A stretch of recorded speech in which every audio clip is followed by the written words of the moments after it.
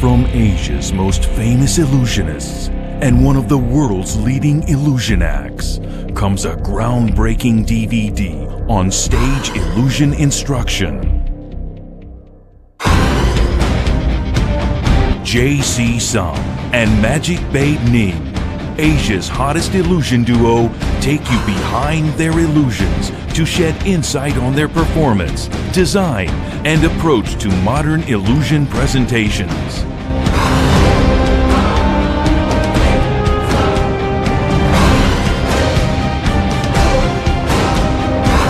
And for the first time, Ning and JC will bring you behind the scenes of one of their live mega illusions, the aerial exit.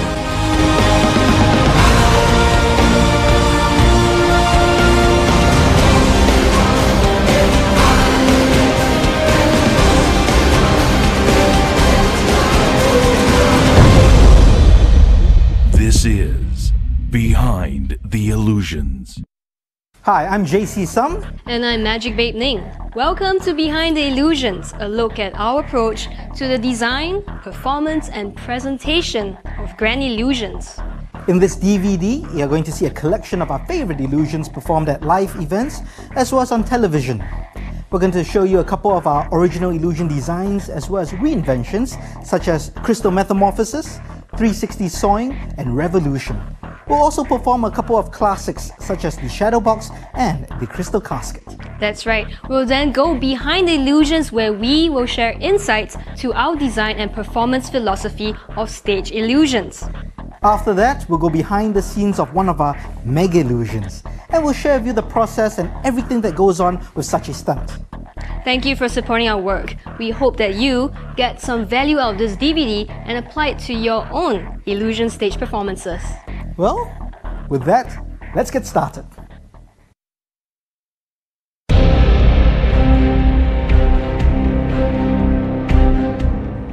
Speaking of illusion resources, there are a limited number of books and even fewer videos when it comes to illusions.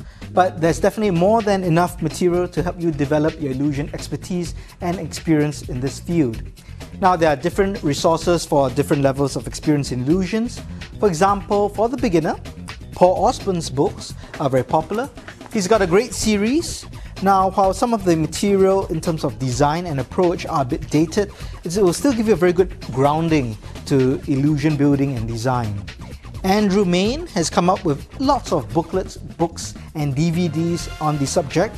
A lot of great work in terms of basic principles and easy to build illusions for the beginner illusionist. Gary Darwin has a great book as well called Inexpensive Illusions.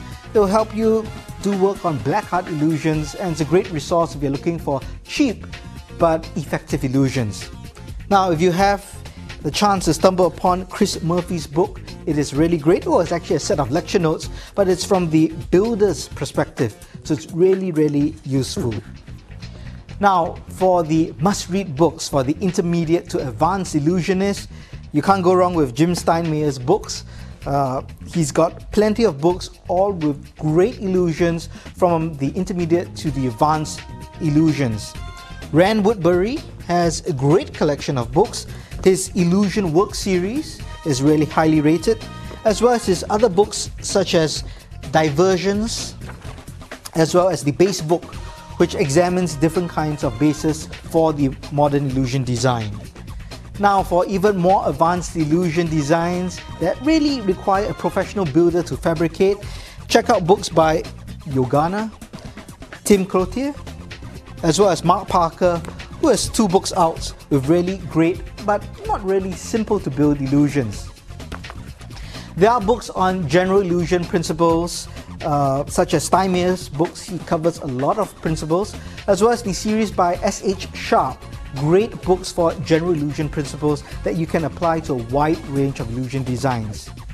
I myself have published a couple of books such as Urban Illusions, which is my latest books. It's really my contribution to the literature of illusions with modern illusion designs, and you're going to see some of the illusion designs in the DVD. Now, there are not many videos on the subject. The Pendragons recently released 4 Illusion DVDs. Now they cover a lot of their original Illusion designs as well as performances and the entire approach to illusions. So all illusionists should definitely check it out. Andrew Main has many DVDs of various illusions, some simple, some easy to build, that if you're a beginner illusion you definitely want to check out. I also recommend Franz Harari's Enigma Tech. Now this is a unique DVD because it gives you a kind of behind the scenes approach to his grand illusion show, as well as producing magic for TV content. For an updated list of illusion resources, may they be books or videos, check out my website at illusionbooks.com. I've got a whole list of various resources available for the illusion designer and illusionist, as well as some of my own notes on the various resources. Well, let's get started with our very first illusion, Crystal Metamorphosis.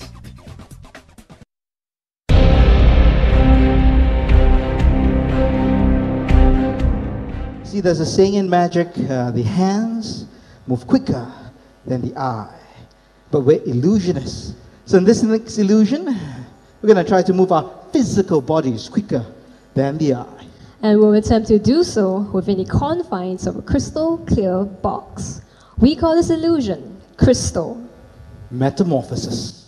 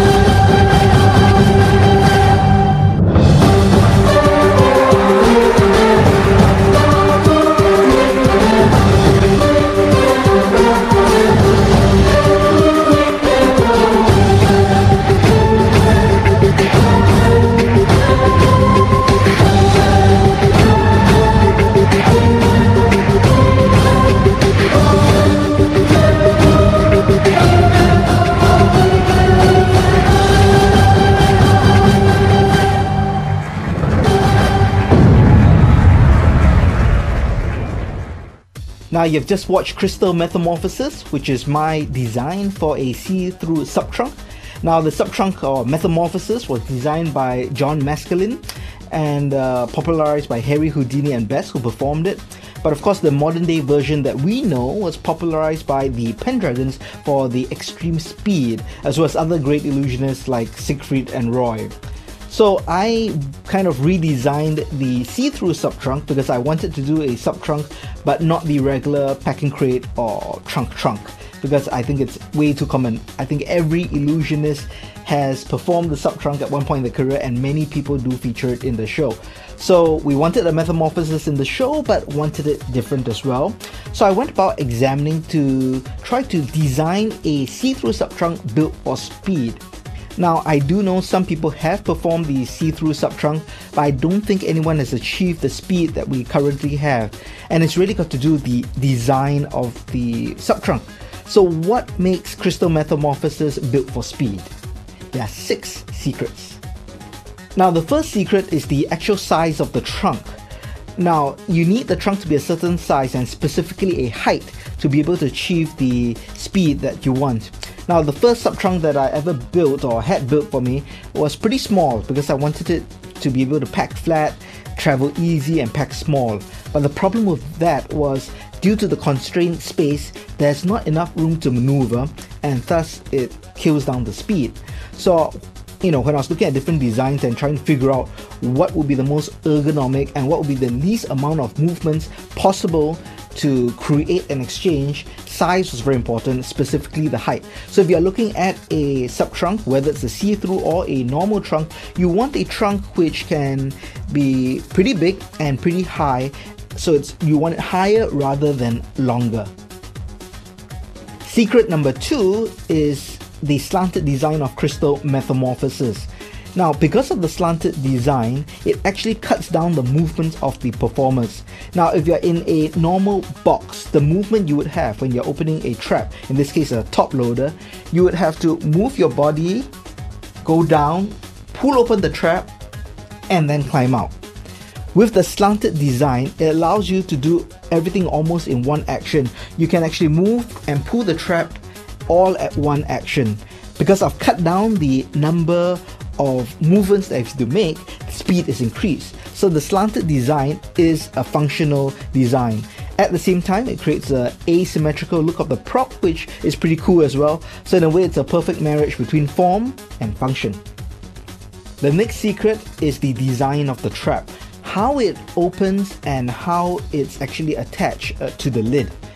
Now, you can have a trap for a top loader, open back to front, front to back, or side to side. And I found the fastest design, especially with crystal metamorphosis, because of the slanted design, would be one that opens from side to side.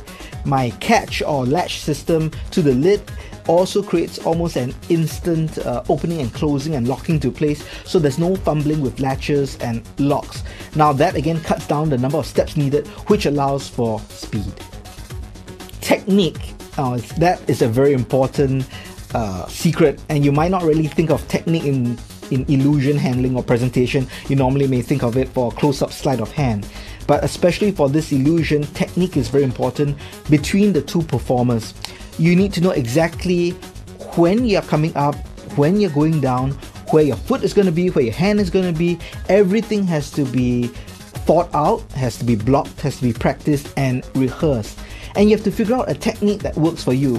For example, the Pendragons share with you their technique of performing their ultra-fast substitution trunk in their DVD set. And their technique is for Jonathan to come from behind. In Crystal Metamorphosis, I actually come from the front, and that works for us because of the design of the trunk and due to our own physiology and what's comfortable with us. So you have to figure out what technique works for you, find out what gives you the fastest time in terms of the least amount of movements, and of course be safe, because it is a very physical and potentially dangerous illusion, because you may fall off, you may collide into each other. So technique is very important, and that has to be worked out. Another secret is the physical fitness of the performers. You do have to be in pretty good shape to do a physical illusion for speed, such as Crystal Metamorphosis or any sub-trunk, because you're climbing up or dropping down and doing a lot of physical actions at the same time. So flexibility helps, speed helps, and just being in, I guess, general good shape. Now, the reasons why the Pendragons got such great speed, I'm sure at the prime, was because of their, physical condition. They were gymnasts, they're bodybuilders, really fit, and that allowed them to create that speed. So if you do want to do a fast sub-trunk, both performers do need to be in a certain physical condition. And the last secret is perfect practice. You have to practice the illusion, but you have to make sure you practice it correctly. Now, for a physical illusion like the sub-trunk or Crystal Metamorphosis, I suggest you practice in sets of maybe 3 to 5 times. Because it's so physical, you get tired. And when you get tired, if you try to do the illusion, there's no way you'll be able to do it well, because speed will be compromised, or you just won't be thinking straight, accidents will happen. So, practice perfectly in short sets and try to build up your stamina and just do it over again. Videotape it to make sure everything looks good, and just keep practicing. The plans of Crystal Metamorphosis is detailed in my book Urban Illusions, which is available from magic dealers across the world. In it, I detail my plans, my building specs, my material list, as well as how to perform it. I also go in depth with the 6 secrets that make the sub-trunk design fast. Here are a couple of photos you can see of the trunk after it's built. I don't use the steps as you see right now. Currently we use steps made of aluminum tubing, but this was the very first set of steps that I used. And the great thing about this design is the base of the prop is actually the bottom of its own ATA flight case. So I have an ATA flight case cover which covers the entire prop. It locks into its place, straps up, and it can be shipped. Alright, now let's have a look at the replay of the illusion, and I'll talk you through the different things that are going on as the illusion progresses. Check it out. So we're now giving our opening presentation or patter for crystal metamorphosis. Now we do try to come up with, introduction patter for all our illusions.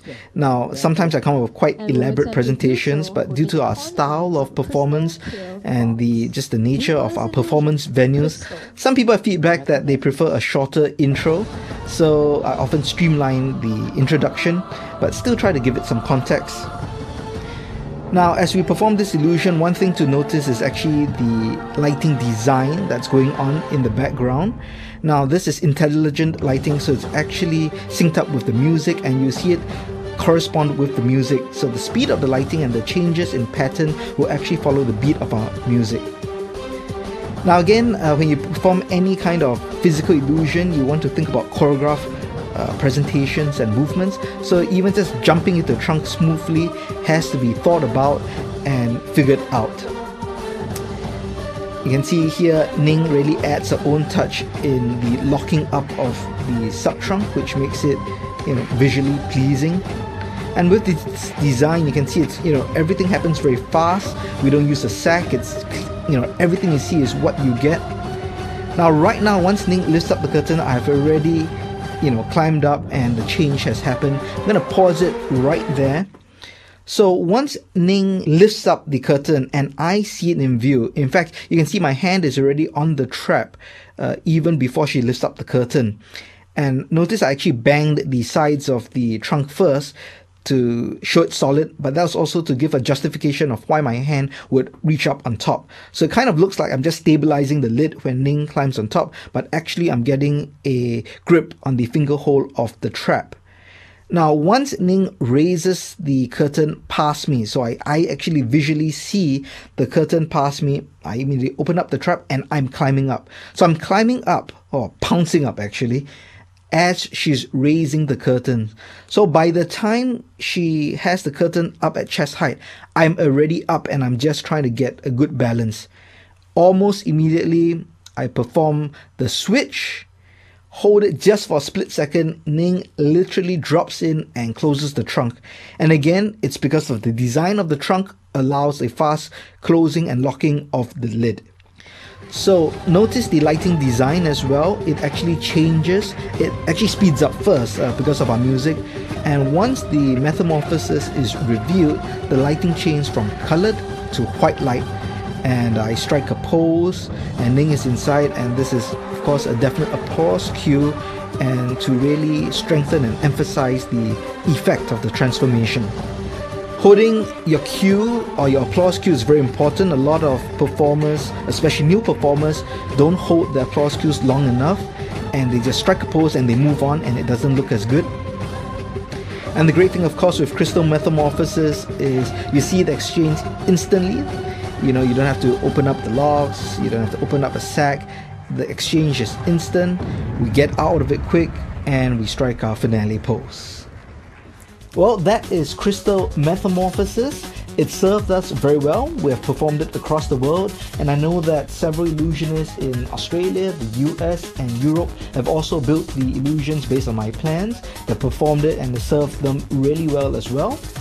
Now, even if you don't intend to perform crystal metamorphosis or a see-through sub-trunk, you can use all the design aspects I mentioned because they're really relevant to a normal sub-trunk, especially things like technique and what makes a sub-trunk fast.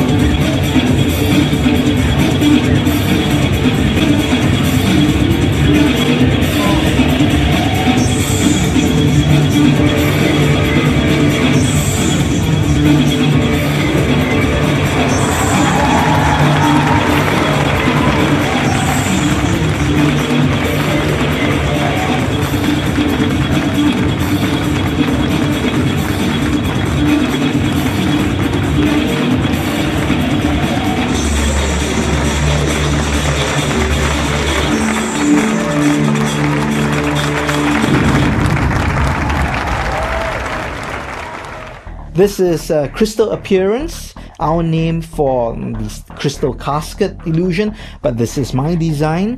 Now, the original illusion for the crystal box or crystal casket was created by William Robinson, who also performed as Chung Ling Soo, but the modern version that we know was popularized or created by Percy Abbott.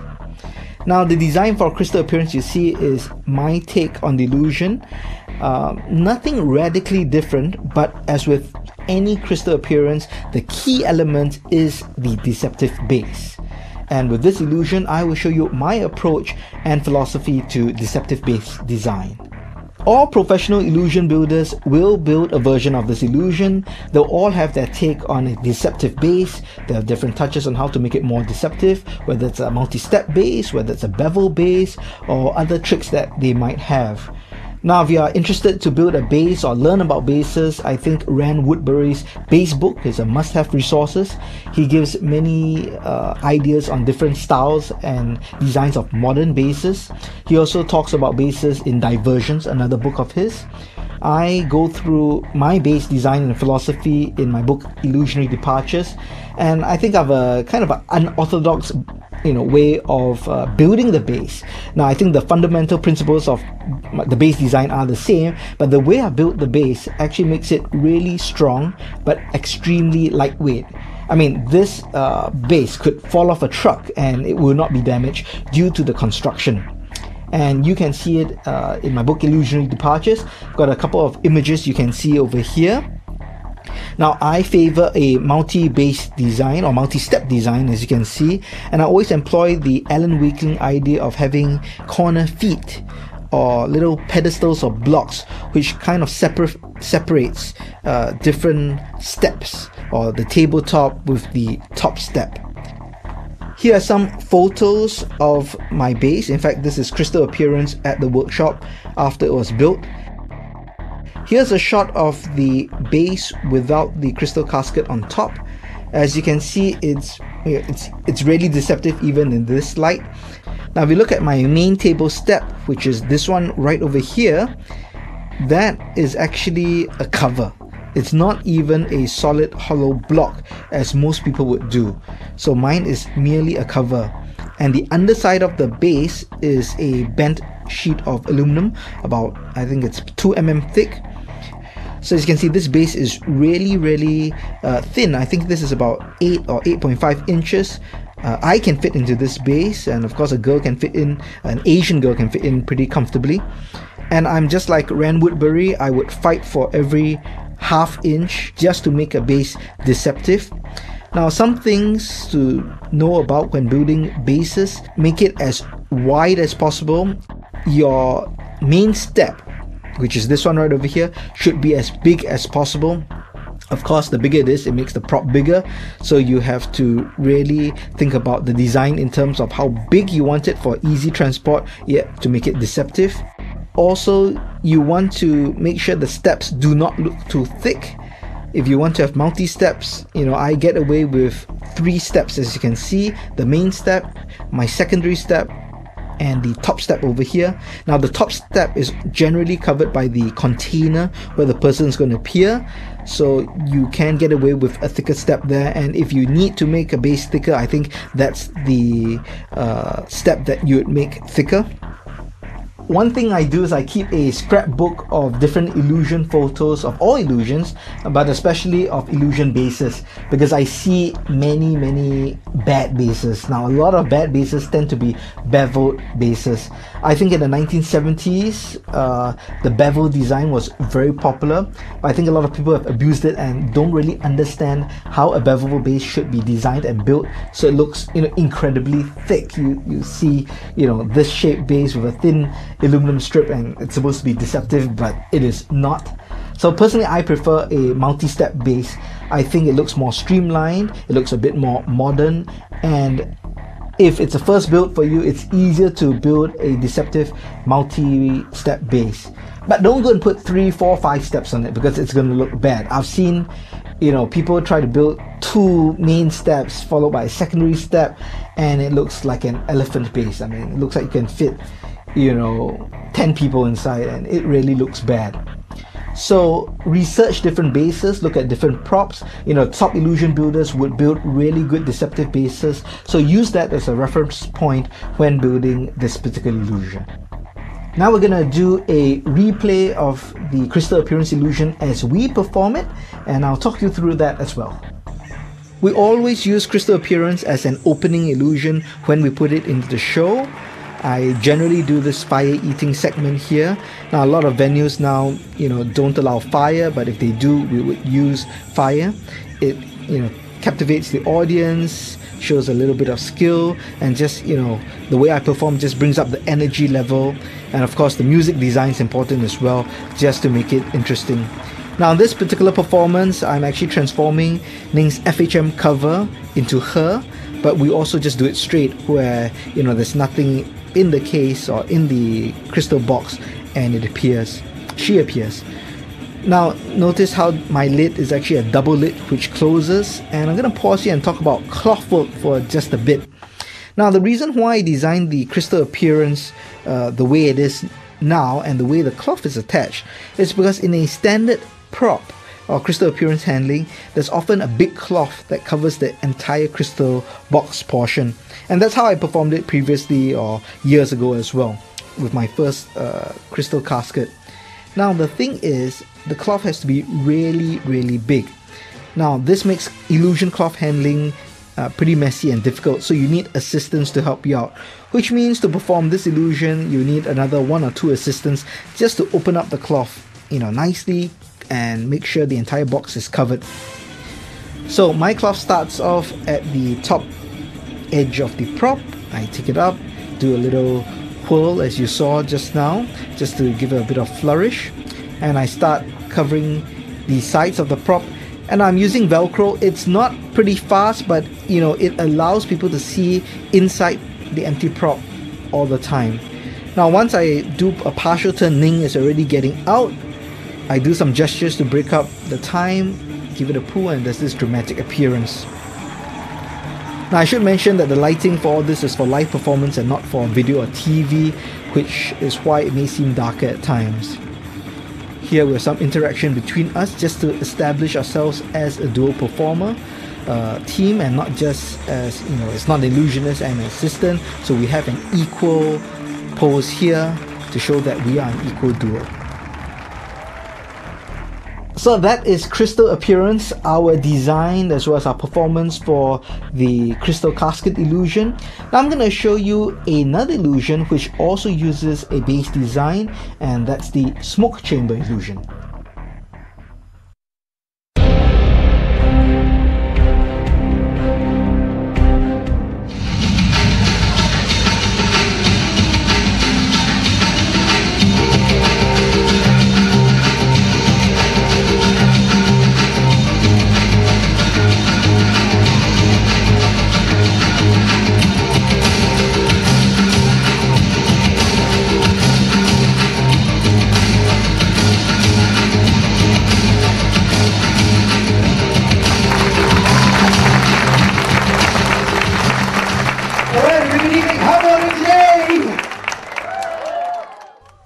I think all magicians and illusionists just like the effect of appearing out from smoke.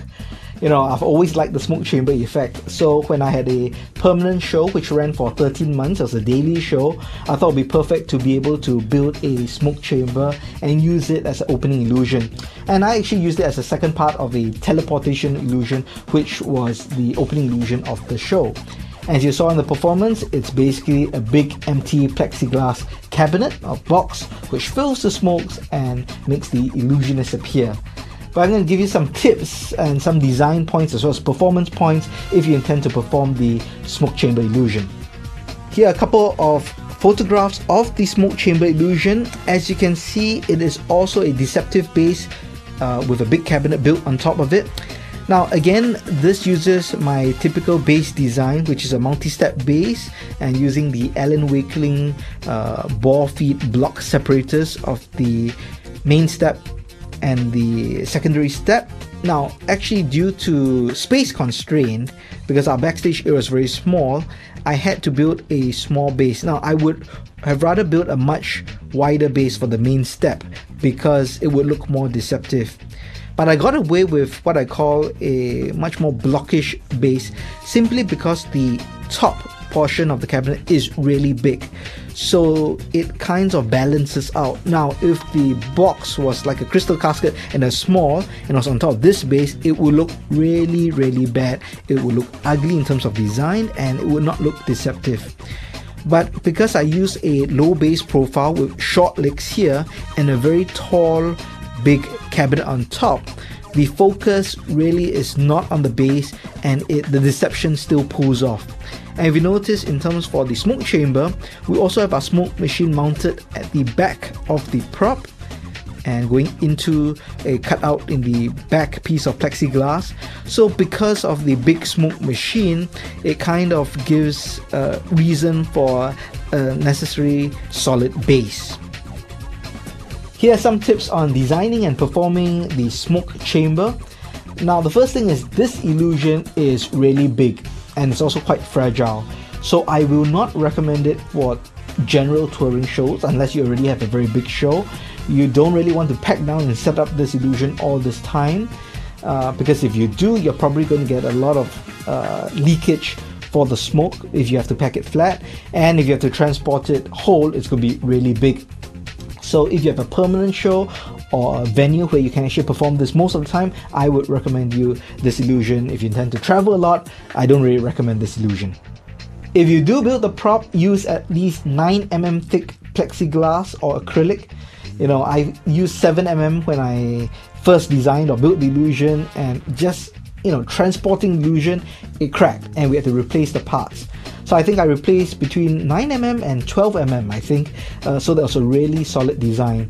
Also, the door, because I think I left it at 7mm, but over time it actually warped. Maybe it's the high humidity in this part of the world, but basically after 13 months the door warped and smoke actually leaked out. Not enough to affect the illusion, but it just became a bendy door, which didn't look very good.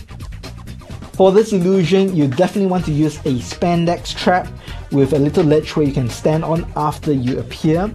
Now, the reason is the spandex traps allows you to just open the trap out and exit the prop. Now, with the trap door, and that's how I built it the first time, the doors swing open. Now, I built it with a trap door because I thought I wanted a solid place to stand on after I appear. Here's the mistake. Because the doors open up as the smoke is coming out, the opening of the doors creates wind. So you suddenly see this gust of wind appear and actually disperses the smoke at the area as you're exiting, and you can actually see, not only do you see the traps as they go close to the acrylic sides of the prop, you then see a figure coming out from the base. So it did not work. I remember when we first built it and we tried out in the workshop, it just looked horrible. We tried to reposition the trap doors, we spent hours but it didn't work. Finally, we just changed it to a spandex trap and everything worked. So if you do the smoke chamber, always use a spandex trap.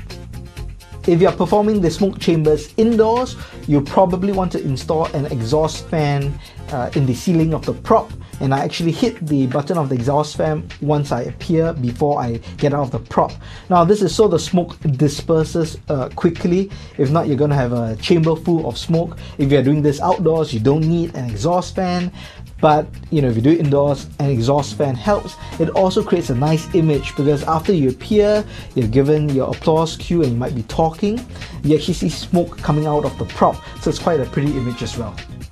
Finally, when you perform this illusion, you want to make sure you can hold your breath, because now this fog liquid and the solution which creates the fog is not supposed to be toxic, but if you do this every day, you don't want to be inhaling in these chemicals. Now, if you have a double wall design of a smoke chamber such as Copperfield did in his Great Wall of China special, you won't inhale anything because the smoke is within two walls, okay? But that is a completely different design system as well in terms of how the smoke is being pumped up. So unless you design that, but like most people, you probably design just a big glass box with a smoke machine inside, you want to be able to hold your breath. Now let's just go through the very short performance of smoke chamber again, and I'll just talk you through some of the things that I'm doing when I'm performing the illusion. Well, at the start of the illusion, I'm obviously already in the base, waiting for the cue. Now, the lighting matches the music, and once again, this lighting was designed for stage and not video. Now, the smoke fills the stage, and we actually worked it out such that to count, so that I knew when to be a safe time to come out. I'm going to pause right here because you can see my hands actually appear in the prop.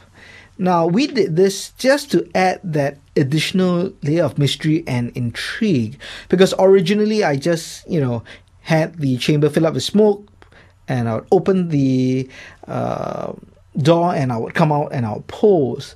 Now, the feedback within our team when we first did that was, once the door opens, so much smoke comes out, it kind of fills the stage, and people, our crew, our team commented that, it could look like when the door opened automatically and the smoke came out, I just ran out from behind the chamber, or I crawled from the ground. So we came up with this idea of me pressing my hands against the chamber, not only to create intrigue, but to also show the audience that, hey, I am really appearing inside the chamber and I didn't just run out from behind.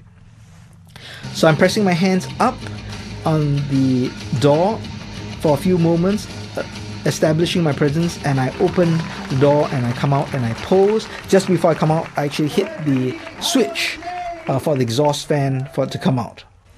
As you can see, the smoke chamber is a very short illusion. You have to decide if you want to invest in the size and the time in building this and going through all the trouble of rehearsing it with the smoke, because it is really short, but it is a great way to open an illusion show. So I hope this helped if you intend to build this illusion. It is not for every show, but I hope information shared here will make it easier and a more pleasant experience for you.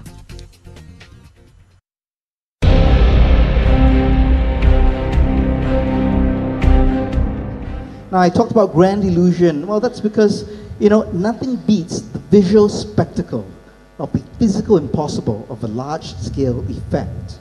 And what makes it even more cool is if you can add bright lights, some stimulating imagery, and some deadly weapons. What can I say? Girls just want to have fun.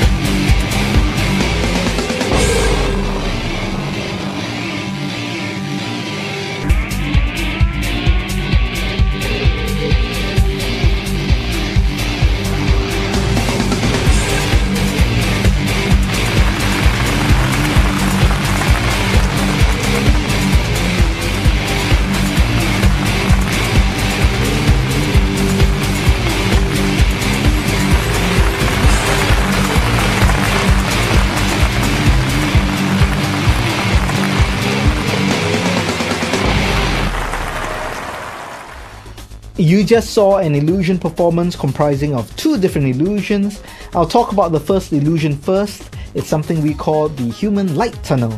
It is our complete redesign and rebuild of an illusion by Jim Summers, which he called Lights Fantastic, which is a light bulbs through girl illusion.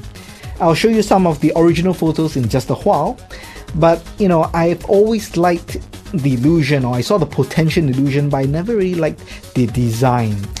So I thought about it probably over a couple of years, not really thinking about it, but looking at the potential. And finally, because I wanted to do something with LED light and something just to look a bit more high-tech, and I wanted a medium or small and medium-sized illusion, so I revisited this and I redesigned it. So we got the illusion and we completely rebuilt it. I think only 5% of the original prop remains. Larry Lum, one of my team members, he did an excellent job, researching the LEDs and practically, overseeing the rebuild of the LED tubes, and he did the entire electrical system as well. So the illusion now works even better and looks even better. Now let me show you some photos of the original prop. As you can see, this is the original prop and original colors. Now it did not come with a stand, it's really a stock which you have to fit around the girl or the person who the light bulbs are going through. Now that person must actually hold the stocks in place as the magician or performer actually pushes the light bulbs through. So it doesn't look really nice. It can look cumbersome and just doesn't look elegant. It's hard to look cool and elegant and sexy if the girl's holding this weird thing around her body. And it was also weird just to put these stocks around your body to push the light bulbs through. Now, as you can see, the light bulbs are also the old incandescent light bulbs. They are showcase light bulbs, which I think in fact this model may not even be made anymore, so you have to find replacements. It's also very fragile. It is pretty bright, but the yellow tint of the color just feels a bit too old school for me. So when I got the illusion, I knew from the start I wanted to redesign it to be blue LEDs. And here are a couple of photos of our rebuild. As you can see, it looks completely different, although you can still see the essence of the illusion. I rebuilt the prop as well as added in the stand, which breaks down flat for packing. Now notice some of the design elements just to make it more interesting. For the top, instead of the original red casing, I made it black with a white grid design. These are reflective stickers so that when lights shine on it, you just get a tinge of reflection. And the stand itself is made of stainless steel and aluminum. But notice the design in terms of the curves that I put in. Now, one of my design approaches or techniques is always to balance out squarish or blockish and sharp edges of a prop with curves and circles. Now, if you have curves and circles and you put that with a prop which is primarily a block, it actually adds texture and gives it, a visual pleasing look. And I also added chains and that circle ring in the middle, again just to break up that whole design and make it more interesting. And in fact, it does look like an interesting prop. So as you can see, it's always possible to update a prop. You have to see the potential of an existing prop, even though it may not seem perfect for your needs at the time. But often look at the potential of a prop and see how you can redesign it and redo it so it actually appears fresh and new again and suitable for your audience. Now, the second illusion that we performed is called Shadow Vision. It was created and built by Creative Illusions, no longer in business but out of Vegas before, Ken Whitaker and Paul Haynes. Now, it's an incredible illusion. I've decided to put it in here just for the sake of completeness. I can't tell you anything about the method of the illusion, but I thought I'll include it and I'll just show you our presentation and how we made it relevant in the context of this entire performance. So right now we're going to do a replay of our performance and I'll talk you through it. Now, I talked about grand illusion. Again, we have an opening patter for our illusion. Most times you do need an opening pattern, not just to give context, but sometimes you need time for your crew to be able to set up the stage. And in this case, we had two illusions that we needed to set up. Shadow Vision, as you can see, is behind, and Human Light Tunnel is in front. Sometimes I like to cover the props with cloths as I do with Human Light Tunnel. This is just, again, not to give it away and for there to be some dramatic flair and the revelation of it in the beginning. Music design, again, is important. It just helps to create that interest. And for this particular track, I chose, something really fast with a beat and that kind of builds, and with the guitar rhythm, it's just matches the entire LED high-tech look of the illusion. Now, we noticed we actually did a role reversal, and we often do this to establish our characters. Most of the times it is the girl who's going to be impaled by the magician, but in our show, Magic Babe is actually the stronger, fiercer character. She's the one with all the swords and knives, and so we thought a role reversal makes it unique for the audience and makes it different and makes us stand out. This is a fire flash frame which I designed. Now it's really just to show how hot the light tubes are supposed to be, but it's really just a cool thing that I wanted, just so that there's a small effect that goes into a bigger effect when we do this Human Light Tunnel. Some people commented that LED tubes aren't hot enough to burn paper, but it's just visual bubblegum, and I wanted it in. Here you can see, because the whole prop is on a stand, it doesn't look awkward, and we can actually show different sides, and it rotates very smoothly. Here we have choreographed action, so it appears that even though I'm the one being impaled, I'm still directing the action. So again, it gives us kind of an equal presence in the illusion. Even though I am the victim, I am still in control for this illusion. Now we follow up with shadow vision, and again, I'm the one who's going to be divided, not the girl. And obviously the original shadow vision was designed for the girl. We are probably the only ones in the world who do it with a guy. There are only, I think, half a dozen of these illusions legitimately built in the world. I can tell you, it is one of the most complex illusions that we perform. It's got lots of moving parts. It's really well designed. It is really well built as well. In fact, it's built like a tank. I think in terms of size, it's the heaviest prop we have. Here we have Magic Babe again, showing off her Magic Babeness and her strong character with her samurai sword. And it's also functional because later on my head will float to the sword. And there's a reason for that. Two reasons. One is to make it again look different from other shadow visions out there. And second of all, because it was built for a girl, there's less space for me due to my, girth. So normally, in the original illusion, the head will go all the way down and the back will open up. I actually think that is less deceptive because it suggests to the audience where the person could be. But the way we perform it and using the sword, it looks like the head is levitating on the sword, and because of the distance between the head and the legs, it creates another layer of deception and makes it even more intriguing. Now, one thing about this illusion, there are just so many cues between the performers that have to be done, because there's so many parts of the roller blinds, with the closing of the prop. So during the performance, we're actually cueing each other. We're actually saying things like now, or in, or okay, although you don't really see it as an audience member. But we're cueing. I think there must be at least half a dozen cues during this particular illusion. So here we have the restoration. Again, many moving parts that had to be choreographed and rehearsed. Every time I perform this, my mic would,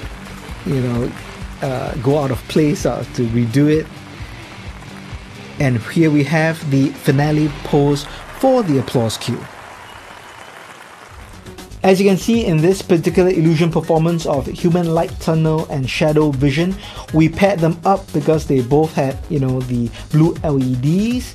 Lighting would be about the same. In terms of the costuming, the zipped up costuming, both needed to have that look. So it's very natural to pair them up to give a whole illusion performance. So that's one thing you can do when you think about an illusion performance. You don't just need to have the illusions individually performed. We did them as a set, but we have also performed these illusions separately when we didn't even have the space, or we didn't want to perform the illusions together. But that's one way to structure your illusion show. You can have illusions which are performed individually, and you can pair 2 or 3 illusions together for an entire set.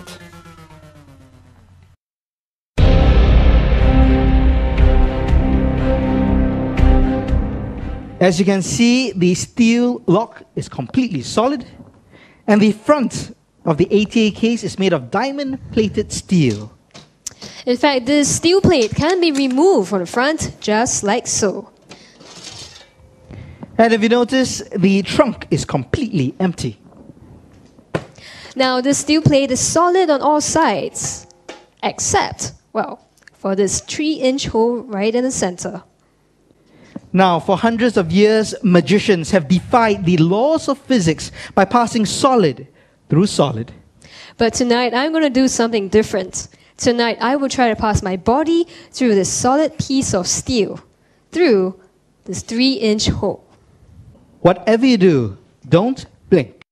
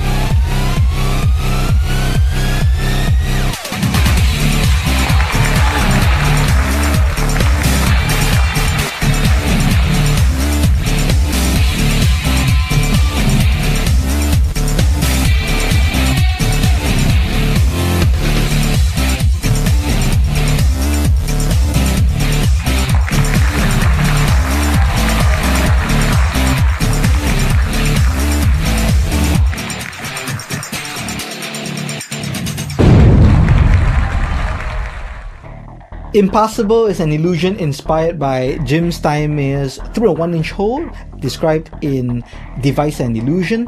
I actually built that particular prop and performed it.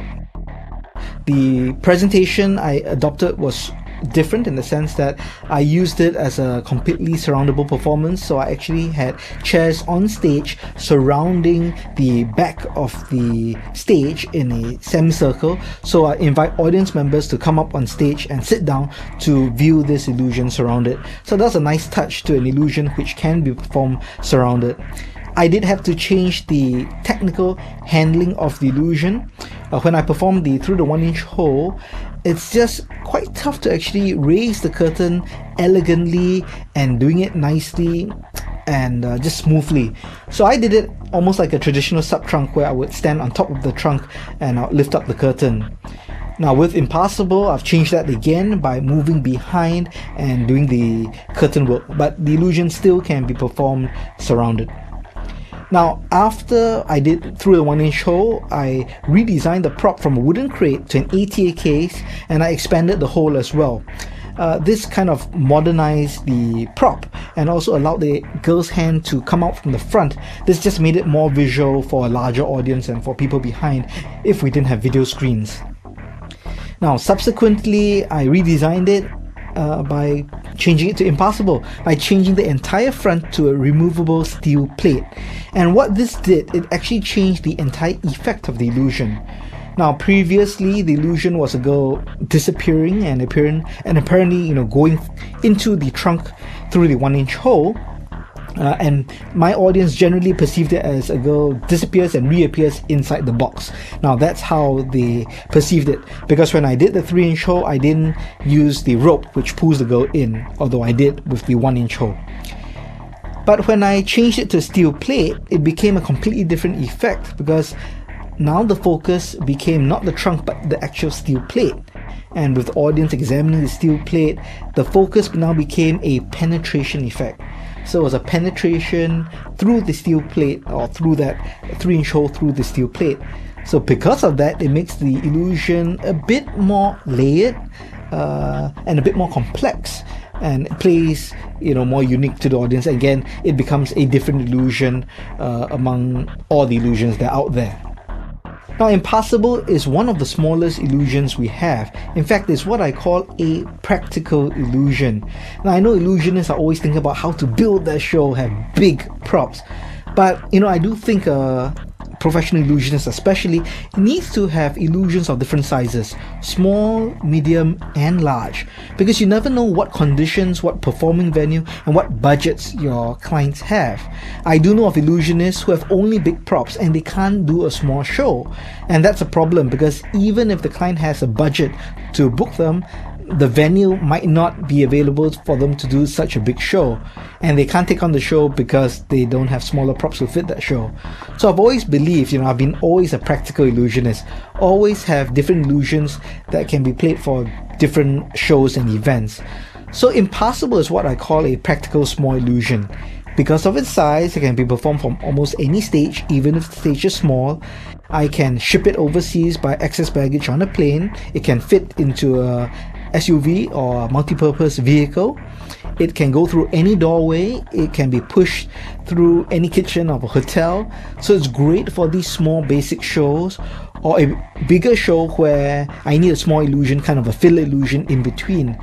So I advocate practical illusions. It's fine to small illusion, especially if you're a new illusionist, you don't have much space, you want practical illusions. An illusion like this would fit the bill.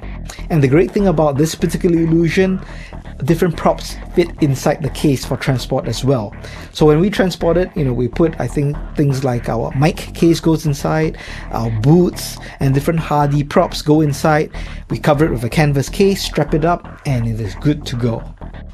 Now I'm going to talk you through the performance once again. And I must say that the performance you see was actually shot for video and was not in front of a live audience. But as the video plays, I'll talk you through it and explain how we do the different components for a live audience. Now the illusion starts off with us allowing different elements to be examined. Now the great thing about this illusion, and I like it to have some illusions in a show like this, where you can actually have a substantial talking interactive component with the audience. So in this case, we get to show the steel plate, we get to take it out, and the great thing about design, because we take out the steel plate, you can show the trunk being empty without being too obvious about it. Normally would bring the steel plate down to the audience, and Ning would let people examine it, check it out, bend it, knock it, and then I would allow the lock to be examined as well, usually. And then we would bring out the all-round curtain and set it up in place. Well, in this case, because it's just for a video demo, the curtain was already in place. So music starts again. We get again to show the emphasis of the steel plate, and we get to put it in. Now Ning is stepping inside to really stabilize the trunk. Now the trunk is actually locked, but on smooth parquet surfaces like this, it actually slides during performance. One thing about this illusion which makes it effective as well is the music design. We designed the illusion so you can actually hear the build up to the vanish or the penetration of Ning into the trunk. So it's a really quick illusion. The going up and down the curtain again is part of Steinmeier's presentation for Through a 1-Inch Hole. You might have noticed Ning's leg kind of scoop in from the bottom of the curtain. You can rewind and see that again, but we think that's okay because it looks like her entire body got sucked into that 3-inch hole. Here she is inside. It's a quick illusion, but pretty stunning illusion for the size of the prop, and a great all-round illusion for a practical illusion. So that is impossible. I actually offer the fabricated prop from my website. So if you're interested in this illusion, it can be custom built for an assistant of any size. So just drop me an email.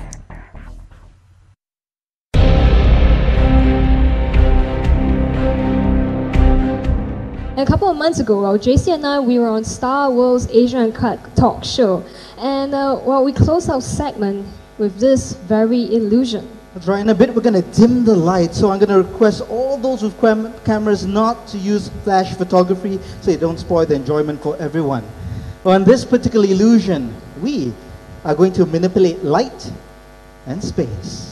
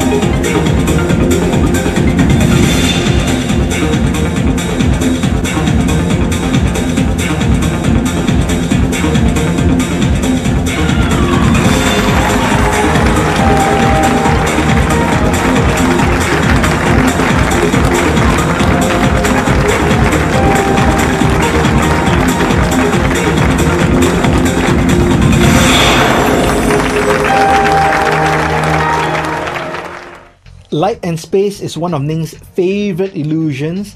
Maybe it's because of the effect and the thing she's doing. She really likes it, but it's a really, deceptive illusion. It is kind of a modern take on a spiker illusion, but using LED staffs. I designed the illusion, I think, in 2004-2005. And it was actually an original crystal box from Chalet Magic. So I bought a crystal casket from him, and over the years I actually recycled the illusion, and I do that all the time with different illusion parts, especially bases. So for the crystal casket, crystal box from Chalet, I changed it to an illusion I call Crystal Striptease. I did this on national TV, and it was a great illusion because a girl would go into a box, her clothes were apparently taken out like in a classic striptease illusion, and she'll be revealed to be vanished, and later on she'll reappear in a different set of costumes. So it's kind of my take on a striptease illusion, but using a crystal casket prop. So it was a different use of a standard prop. Now I got kind of bored with crystal striptease, and I was trying to dwell into a more high-tech look, which is where I saw these LED light staffs. So I thought, why not do some kind of a spiker illusion with an LED light staff. So I got two of them, and I came up with this illusion. Now the original illusion was done to me. I had two dancers make me disappear, but ever since Ning and I have been working together, it made sense for me to make her disappear. Now what's interesting to note about this particular illusion is not just the fact that we've replaced spikes with light staffs, but it's actually the different concealments or covers I've used instead of the traditional cloths or panels or covers, and I'll talk you through that during the replay of the video. Now another thing about this particular prop and why I like the crystal box from Chalet Magic and why it's perfect for an illusion like this, the legs are really high, which means the action is very high. In an illusion like this where you see the hand of the girl, you want the action to be high, because in a typical crystal box, or like even my crystal appearance, it's pretty low to the ground. So if you have any small actions like a hand coming out, if it's too low to the ground and you're on a low stage, it's very possible that half the audience from behind may not even be able to see what's going on because it is too low. So I like this because it's a high profile illusion. Light and space as well as crystal striptease is detailed in my book Illusionary Departures, where I also talk about my base design. Now, if I were to rebuild this again, I would obviously use my base design approach, but right now I'm using Chalet's Magic's base, and if you look at it, it's really deceptive. It is a beveled base, in fact, using also the Alan Wickling ball corner principle, and it's really one of the most deceptive bases I have ever seen. Right now, I'm going to show you the performance once again, and I'll talk you through it. For this particular presentation, we have kind of a pseudo-scientific presentation. And again, because the crew needs time to set up the prop on stage as well as the light stars, because light stars are pretty tall once they're attached to the prop. So they don't always go through curtains easily, depending on our setting. So we have this pseudo-scientific presentation, which leads into an illusion. We talk about manipulating light and space. Lighting is critical in this illusion. If it's too dark, you can't see anything. If it's too bright, you don't see the light stars. So you do need to work with the lighting designer to come up with a good balance. Now, the first cover I employ here is actually the hinge top of the prop to act as a front cover, and there's a hole in front where Ning's hand comes out from. Notice how the hole is actually emphasized with the silver ring, and so attention is called to the hand. So that's an important design feature if you're doing any kind of handhold illusion. You always want something to surround or call attention to the handhold. Here we have the light stars. These light stars are from a company called Neon Husky, and they sell what they call street lights, which are individual light sticks which can strobe and can turn on, and they all go into these acrylic light stars to form a light stick. Now we have a back panel here which is completely removable, and it's really just attached by Velcro. So I've had two different covers here. One is the hinge front cover, and one is a back cover which removes. You could have everything hinged, but again, this just creates interest and difference for the audience in terms of how you're revealing different parts of the prop during performance. Now, every time you're performing behind a background, it's important to always stand behind the prop if you're trying to show something empty. Otherwise, it just looks like black art. I dropped a curtain as now a third concealment device, and this is functional as well, as allows Ning to just rip it away for her revelation, adding a very nice magical instant moment, rather than having to flip open the lid again, which is a bit anticlimactic. So the ripping away of the cloth really adds to the illusion. And we end with a finale pose, and you can see that the lighting turned white as well along with the finale pose. Recycling and reusing existing illusions to create a slightly different illusion is a great way to freshen up your show. Not just for your clients to tell them that you have new illusions in your show, but also just for yourselves, just to keep things fresh. So if you've been doing illusion for a while, have a look at it, see how you can change it up in terms of the design or even just a color scheme, change a cover to a cloth, change a cloth to a cover. Just change things up a bit. It's good for your assistants, good for your dancers, good for yourself, and good for your clients. So yeah, recycle, reuse, and do good.